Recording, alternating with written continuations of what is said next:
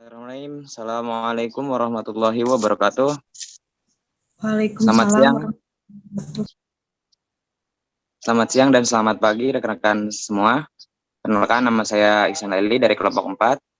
Saya di sini sebagai fasilitator untuk mengawali pertemuan ini. Marilah kita mengucapkan Bismillah bersama-sama. Bismillahirrahmanirrahim. Bismillahirrahmanirrahim.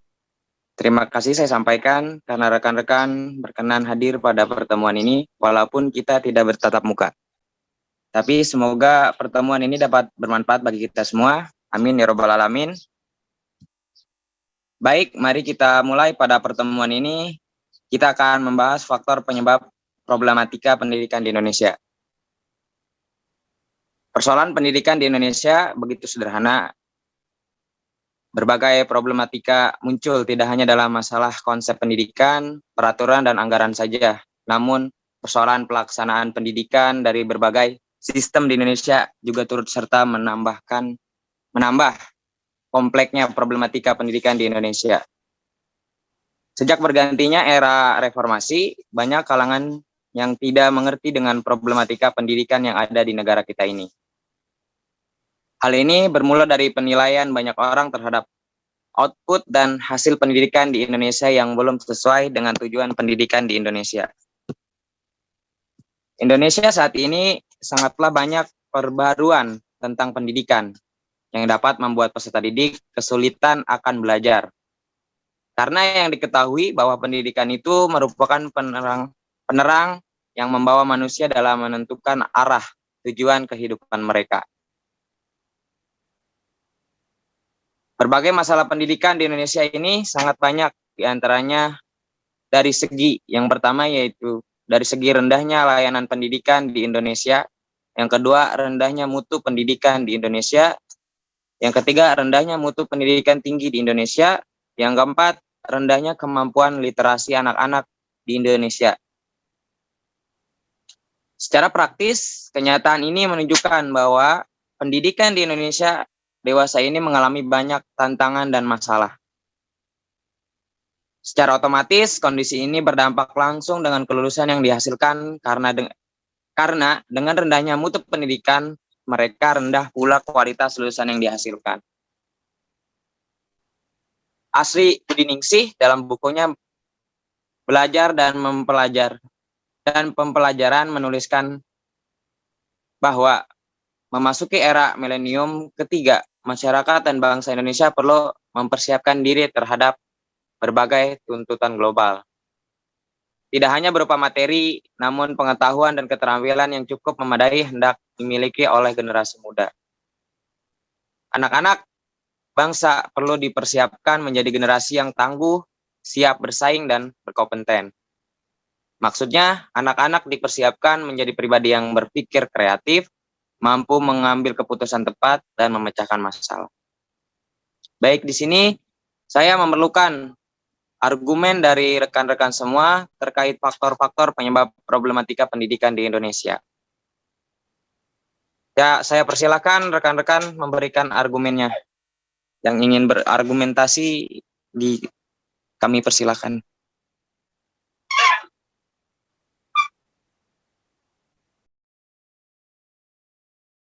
Terima kasih atas kesempatannya.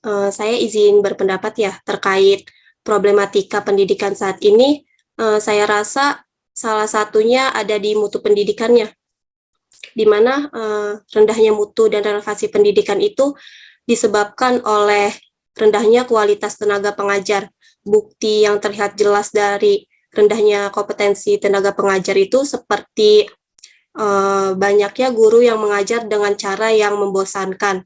Juga murid dituntut untuk mendapatkan nilai yang baik dengan cara memerhatikan guru, lalu mau menghafal dan rajin mengerjakan tugas saja.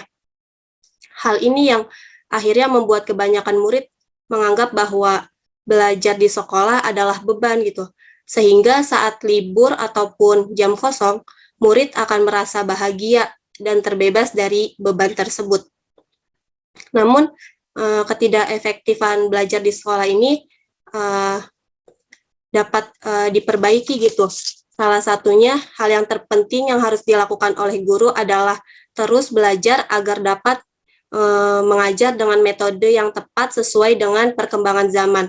Setelah mempelajari itu semua, hal pertama yang dapat dilakukan oleh guru kepada muridnya adalah membantu menentukan alasan mengapa belajar itu penting. Karena setiap murid harus memiliki landasan konkret untuk apa mereka belajar, sehingga nantinya mereka akan semangat gitu belajar tanpa harus dipaksa.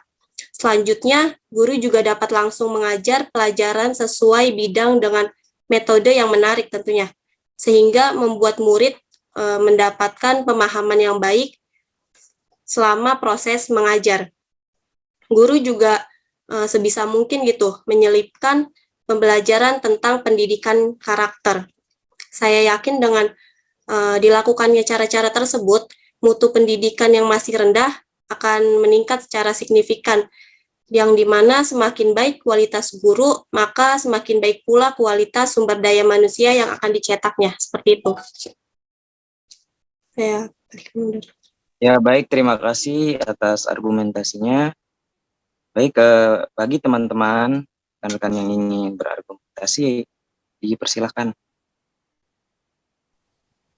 Saya izin berpendapat Ya, terkait silakan. pendidikan saat ini. Saya rasa salah satunya ada pada masalah pemerataan pendidikan, yang dimana pendidikan adalah salah satu faktor utama dalam sebuah kemajuan bangsa.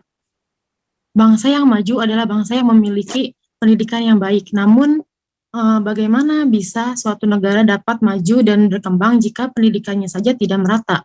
Seperti yang kita semua tahu bahwa pendidikan Indonesia belum merata. Pemerataan pendidikan dalam arti pemerataan kesempatan untuk mendapatkan pendidikan yang layak telah lama menjadi masalah yang mendapat banyak perhatian, terutama di negara-negara sedang berkembang. Pendidikan Indonesia saat ini masih belum merata, dan pemerataan pendidikan ini tentunya berkaitan dengan mutu proses dan hasil pendidikan yang belumlah merata di Indonesia, yang dimana masih banyak terdapat gap yang cukup besar pada penyelenggaraan pembelajaran pendidikan, baik di kota maupun di desa. Lebih orang-orang yang belum mendapatkan pendidikan, contohnya di kota-kota besar di sana, sarana dan prasarana pendidikan di sana sudah sangat maju, sedangkan di desa-desa hanya mengandalkan sarana dan prasarana seadanya. Tak hanya sarana dan prasarana saja yang belum merata, tetapi juga belum meratanya tenaga pengajar, sehingga sekolah-sekolah di desa itu masih banyak yang membutuhkan guru-guru yang dari daerah-daerah lain. Oleh karena itu, apabila diamati lebih seksama dari kurun waktu 10 tahun terakhir, masih dirasa belum berhasil pendidikan secara keseluruhan dalam meningkatkan kualitas hasil belajar, yang mana banyak peserta didik yang punya kemampuan sedang atau kurang dalam hasil belajar. Mungkin itu saja pendapat dari saya. Sekian, terima kasih. Baik, terima kasih atas pendapatnya.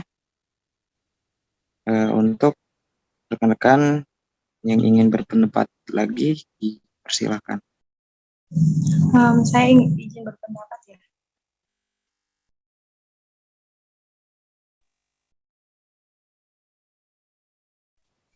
Ya, silakan. Di sini saya akan berargumentasi mengenai problematika pendidikan di Indonesia. Salah satunya itu ada efisiensi pendidikan. Pelaksanaan proses pendidikan yang efisien adalah apabila pendayagunaan sumber daya seperti waktu, tenaga, dan biaya tepat sasaran dengan lulusan dan produktivitas pendidikan yang optimal.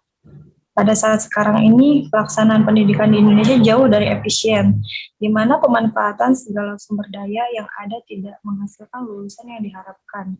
Banyaknya pengangguran di Indonesia lebih dikarenakan oleh kualitas pendidikan yang telah mereka peroleh. Pendidikan yang mereka peroleh tidak menjamin mereka untuk mendapat pekerjaan sesuai dengan jenjang pendidikan yang mereka jalani. Oleh karena itu, efisiensi pendidikan sangat dibutuhkan dalam mengatasi problematika pendidikan di Indonesia. Sekian pendapat dari saya. Baik, terima kasih atas argumentasinya. Baik, terima kasih. Argumen yang sangat luar biasa. Semua argumen yang rekan-rekan sampaikan semua itu benar, dan di sini kita perlu mengetahui bahwa kita perlu turut bergerak dan berperan dalam mengurangi faktor penyebab problematika pendidikan di Indonesia. Baik, saya akan membacakan hasil dari brainstorming mengenai yang pertama, yaitu masalah mutu pendidikan. Pendidikan juga disebabkan oleh rendahnya kualitas tenaga pengajar. Penilaian dapat dilihat dari kualifikasi belajar yang dapat dicapai oleh guru dan dosen tersebut. Dibanding negara berkembang lainnya, maka kualitas tenaga pengajar pendidikan tinggi di Indonesia memiliki masalah yang sangat mendasar. Kinerja guru merupakan serangkaian hasil dari proses dalam melaksanakan pekerjaan yang sesuai dengan tugas pokok dan fungsinya. Kemampuan seorang guru untuk menciptakan model pembelajaran baru atau memunculkan kreasi baru akan membedakan dirinya dengan guru lain. Yang kedua, yaitu masalah pemerataan pendidikan. Masalah pemerataan pendidikan yang berkaitan dengan mutu proses dan hasil pendidikan belumlah merata di Indonesia. Masih banyak terdapat gap yang cukup besar pada penyelenggaraan pelajaran pendidikan baik di kota Jawa dan daerah timur Indonesia. Apabila diamati lebih seksama dalam kurun waktu 10 tahun terakhir, masih dirasa belum berhasil pendidikan secara keseluruhan untuk meningkatkan kualitas hasil belajar, yang mana banyak peserta didik mempunyai kemampuan sedang atau kurang dalam hasil belajar. Yang ketiga, yaitu efisiensi pendidikan.